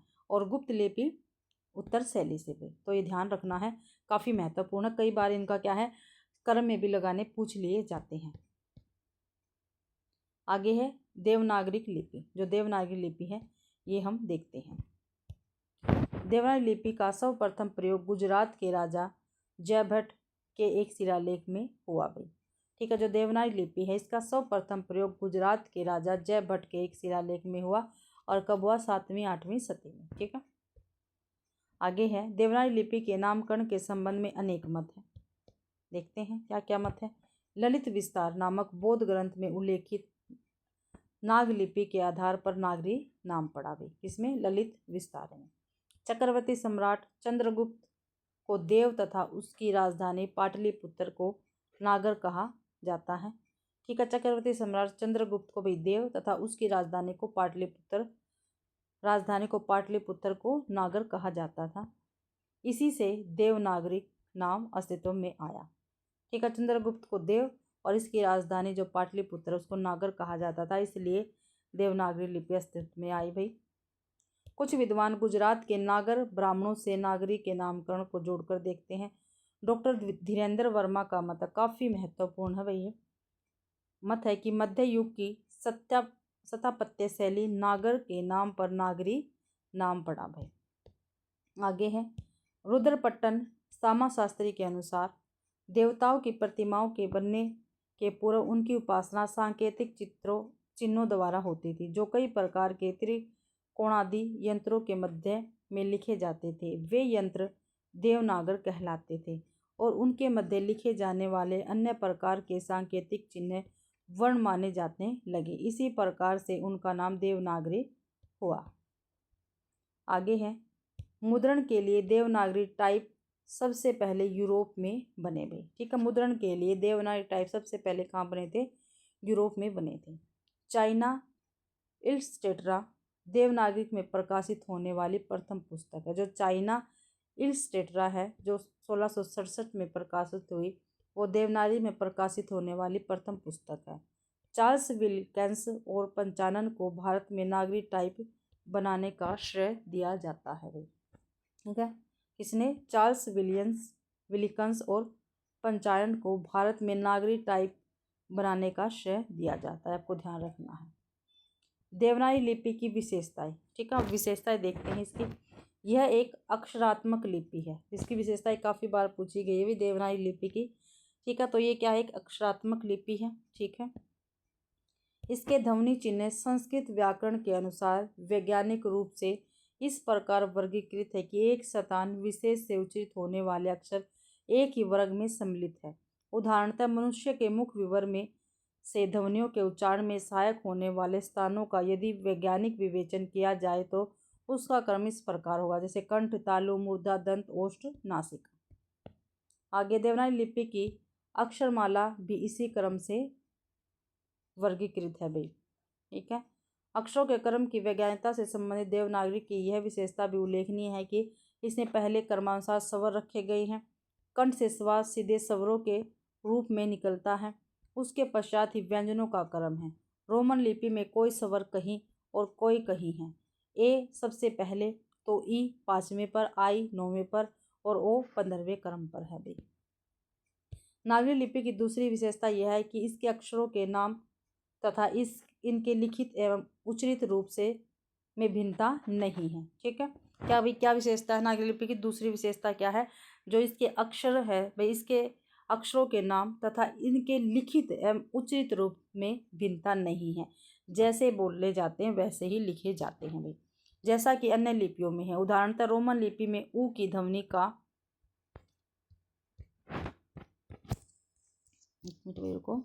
ऊ की ध्वनि का बोध यू अक्षर से होता है।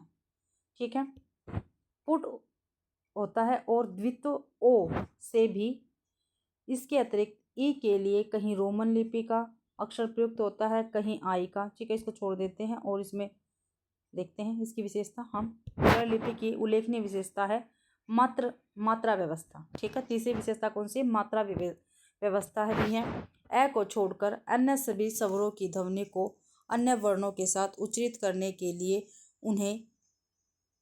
उन्हें स्वरों को नहीं लिखना पड़ता, बल्कि उनकी मात्रा से वही ध्वनि उच्चरित होती है। उदाहरणतः है अमेरिका शब्द में मैं के बाद ए ध्वनि बोली जाती है और रे के साथ ई तथा क के साथ आ ध्वनि का उच्चारण होता है।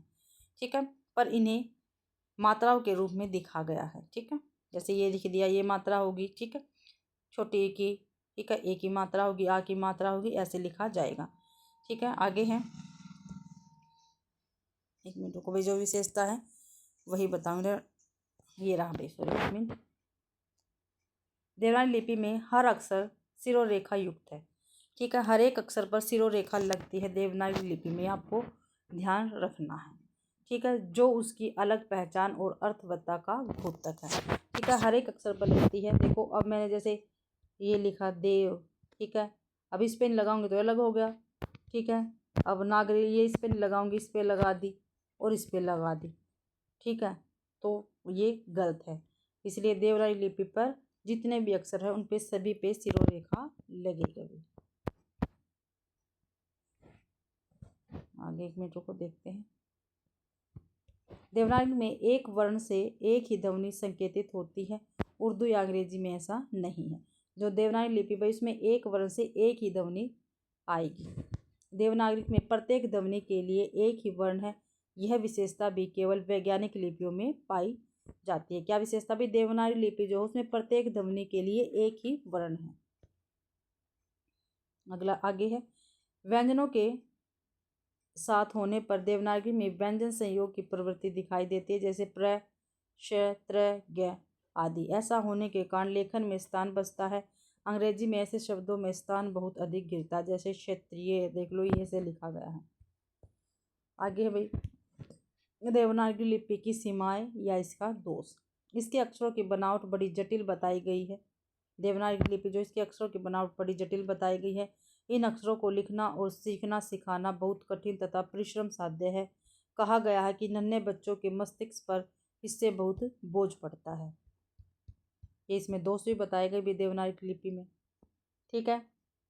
कुछ भाषा वैज्ञानिकों के अनुसार इसकी वर्णमाला बहुत लंबी है, अर्थात इसके अक्षरों की संख्या अधिक है। स्वरों की मात्राएं आधे अक्षरों, द्वितीय अक्षरों तथा विभिन्न अक्षरों के नीचे अथवा ऊपर लगने वाले चिन्हों की संख्या इससे पृथक है।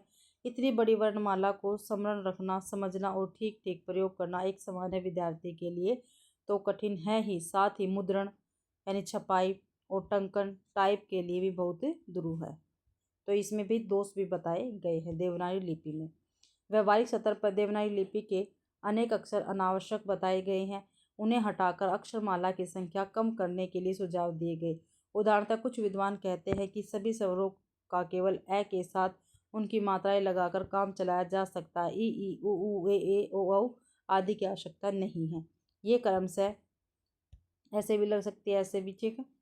कुछ भाषा वैज्ञानिक मात्राओं की व्यवस्था में भी अवैज्ञानिकता खोजते हैं। उनका कहना कि कुछ मात्राएं बाई और कुछ दाई और क्यों लगती है। इसी प्रकार कुछ मात्राएं अक्षरों के नीचे और कुछ ऊपर क्यों लगाई जाती है, यह भी अवैज्ञानिक है। देवनागरी लिपि में मुद्रण तथा टंकन कठिन है क्योंकि वर्णों और मात्राओं को मिलाकर 400 से अधिक टाइप रखने पड़ते हैं। सिरोरेखा का प्रयोग अनावश्यक है, इसके कारण समय की बर्बादी होती है। तो ये भी दोष बताए गए देवनागरी लिपि के। देवनागरी में कई अनावश्यक वर्ण हैं, जैसे ल, श आदि। इन वर्णों का मूल उच्चारण अब विस्मृत हो चुका है। अब री और री में, श और स में कोई अंतर नहीं बचा, अतः वर्णों की अनावश्यक वृद्धि इनकी वजह से हो रही है। कई वर्ण लेखन में प्राय एक जैसी प्रतीत होती है। ऐसी स्थिति में कई बार भ्रम होने लगता है। उदाहरण के लिए ख में र व होने का खतरा बना रहता है, ध और घ में तथा म और भ में भ्रम की संभावना बनी रहती है। अनुस्वार और अनुनासिक के प्रयोग को लेकर भी भ्रम की स्थिति लगातार बनी हुई है। प्रत्येक नासिकीय व्यंजन के लिए अनुस्वार का प्रयोग करने का फैशन सा चल पड़ा है। जैसे संबंध ऐसे भी लिखा जाता है, गंगा ऐसे भी, ठीक है, ऐसे भी, गंभीर ऐसे भी, कंचन ऐसे भी और ऐसे भी, ठीक है।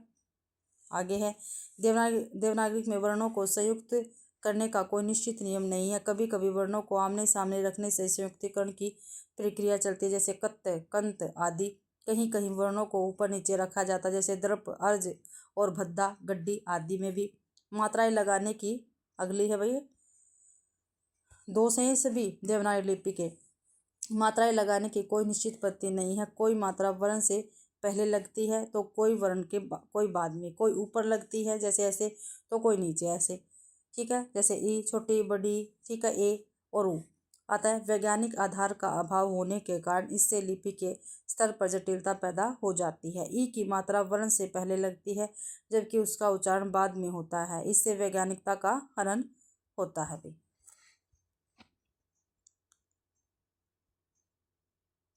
आगे है, थोड़ा सा हो रहा है अभी, तो प्लीज़ धैर्य बनाकर क्लास को देख लीजिए। आज हमारा ये कंप्लीट हो जाएगी पहली इकाई। श, त्र, ग और श संयुक्ताक्षरों का प्रयोग देवनागरी को और जटिल बनाता है। कहीं भी दो व्यंजनों के जुड़ने के लिए जब सामान्य नियम है तो इनके लिए विशेष संकेत क्यों। देवनागरी के अंकों को लेकर भी भ्रम की स्थिति बनी रहती है, जैसे नो के लिए 2 संकेत मिलते हैं। हल चिन्ह को लेकर भ्रम की स्थिति लगातार बनी रहती है। जगत जैसे शब्द में कुछ लोग हलंत का प्रयोग करते हैं, कुछ नहीं करते। आगे देवनागरी लिपि के मानकीकरण के प्रयास, मानकीकरण के प्रयास देखते हैं देवनागरी लिपि के भाई। स्वाधीनता आंदोलन में हिंदी को राष्ट्रभाषा का दर्जा प्राप्त होने के साथ ही देवनागरी लिपि के मानकीकरण का स्वभाव उठना शुरू हुआ। इस संबंध में कई व्यक्तिक और संस्थागत प्रयास हुए। व्यक्तिक प्रयास, सबसे पहला प्रयास संभवतः बाल गंगाधर तिलक ने किया। उन्होंने अपने पत्र केसरी के लिए एक फ़ॉन्ट तैयार किया, जिसे आपको ध्यान रखना, ये काफ़ी महत्वपूर्ण बात है, जिसे तिलक फ़ॉन्ट के रूप में प्रसिद्धि मिली गई, ठीक है। केसरी इनका पत्र था, केसरी, उनके लिए फ़ॉन्ट तैयार किया था इन्होंने, बाल गंगाधर तिलक ने, ठीक है। इस फ़ॉन्ट में अनावश्यक संकेतों को काट छाट दिया गया और पूरी देवनागरी के लिए 190 टाइपों का फ़ॉन्ट सामने आया। 20वीं शताब्दी के आरंभ में ही जस्टिस शारदा चरण मित्र ने लिपि विस्तार परिषद का निर्माण किया, जिसका उद्देश्य सभी भारतीय भाषाओं के लिए एक लिपि का निर्माण करना था। देवनागरी में भी ऐसे सुधार करने के पक्ष में थे जिससे अन्य भारतीय भाषाओं के सारे संकेत इस लिपि में समाहित हो। ये 20वीं शताब्दी के आरंभ में हुआ था भाई। आगे है, 20वीं सदी के आरंभ में ही सावरकर बंधुओं ने स्वरों के लिए ए की 12 खड़ी तैयार की, ठीक है। ए की 12 खड़ी किसने तैयार की थी भी? सावरकर बंधुओं ने, ध्यान रखना। इसमें सारे स्वरों को ए से ही मात्रा जोड़कर लिखा जाता था, जैसे ए के ऊपर छोटी, फिर ना बड़ी, छोटी, ए ओ, ठीक है, ये है 12 खड़ी आती है। यह प्रयोग महाराष्ट्र में काफ़ी प्रचलित हुआ। महात्मा गांधी ने भी अपने पत्र हरिजन सेवक में इस शैली का प्रयोग किया। महात्मा गांधी के पत्र का क्या नाम बताया गया? हरिजन सेवक। अन्य व्यक्तिक प्रयासों में काशी केसरी निवास का प्रयोग महत्वपूर्ण है। इन्होंने सुझाव दिया कि सारे महाप्राण व्यंजनों को हटा दिया जाए तथा अल्पप्राण व्यंजनों के नीचे एस का संकेत करके ही महाप्राण व्यंजनों को व्यक्त किया जा सकता है। ठीक है, तो भाई जो इसमें महत्वपूर्ण है वही बता रही हूँ आपको। अब देखते हैं आगे, ये तो मैंने बता दिया है। अब इसमें भाई जो महत्वपूर्ण कथन है वो देख लेते हैं देवनागरी लिपि के संबंध में। ठीक है, 2-3 महत्वपूर्ण कथन हैं, ये काफ़ी महत्वपूर्ण है, पेपर में अक्सर पूछे जाते हैं। संसार में यदि कोई सर्वांग पूर्ण अक्षर है तो वह है देवनागरी। ये किसका कथन है? यदि संसार में कोई सर्वांग पूर्ण अक्षर है तो वह कौन सा है? देवनागरी है भाई। तो सर आइजक पिट्समैन का कथन है भाई ये। दूसरा कथन है भाई, नागरी लिपि से बढ़कर वैज्ञानिक लिपि मैंने पाई नहीं। ये भी काफ़ी महत्वपूर्ण कथन है, ये है आचार्य विनोबा का, और ये पेपर में पूछे जाते हैं। आगे है, देवनागरी दुनिया की सर्वाधिक वैज्ञानिक लिपि है। देवनागरी दुनिया की सर्वाधिक वैज्ञानिक लिपि है, ये राहुल सांस्कृत्यायन जी का कथन है। ठीक है, तो भाई इसी के साथ आज की अपनी क्लास कंप्लीट होती है। आशा करती भाई आप सभी को ये क्लास समझ में आई होगी और आपको अच्छी लगी होगी। अगर आप सभी को क्लास अच्छी लगती है तो प्लीज़ क्लास को ज़्यादा से ज़्यादा शेयर करें, लाइक करें और कमेंट करना आप बिल्कुल भी ना भूलें भाई। ठीक है, और चैनल को भी सब्सक्राइब ज़रूर करें, और आपको इसका PDF मेरे टेलीग्राम चैनल पर मिल जाएगा भाई। ठीक है, और भाई चैनल को भी सब्सक्राइब ज़रूर करें। आप सभी का मेरी क्लास देखने के लिए बहुत बहुत धन्यवाद।